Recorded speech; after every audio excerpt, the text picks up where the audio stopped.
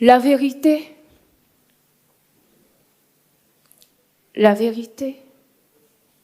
c'est que j'ai avorté. Dans l'ombre des regards accusateurs, j'ai pris une décision loin de toutes vos rumeurs. Père, pardonne-moi, mais ici-bas, être enceinte avant le mariage est un crime impardonnable.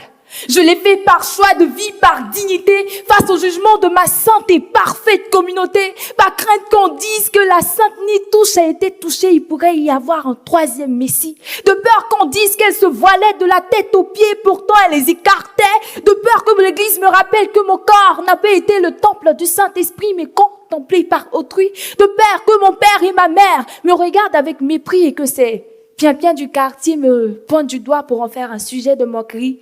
Jean, elle aussi, est fait. Pour échapper aux injures blessants et aux regards désapprobateurs, j'ai dû retirer ce être innocent. Aurais-je un jour la paix du cœur? Mais personne ne peut comprendre cette réalité.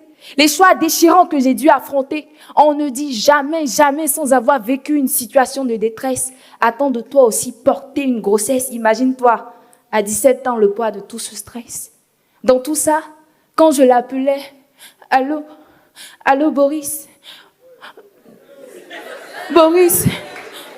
Boris, je suis enceinte.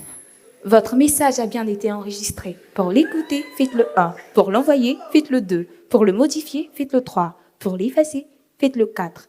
Nous nous sommes enroulés dans ces sales draps et aujourd'hui, je me retrouve dans de beaux draps. Il avait le chocolat à la gorge, il m'a tartiné tel un pain croustillant, a réussi à enlever mon soutien-gorge, a dévoré toutes les parties de mon corps pour en faire un pain Godio. Et aujourd'hui, je suis devenue cette meurtrière sans frontières. Mais tout ça, c'est à cause de vous qui échappez vos moqueries, vos injures. Mélissa, elle, a avorté mais n'est pas restée. Afou n'a pas su porter la honte et le mépris. Elle s'est donc suicidée. Akissi, aujourd'hui, elle ne peut plus enfanter. Voici le bébé qui porte un bébé. Chez nous, on dit bébé maman. Mais ce n'est pas de ma faute si de la sexualité, je n'ai rien appris. J'ai senti, j'ai aimé, j'ai croqué. Ne sachant pas que le poids de cette sémence était si lourd à porter.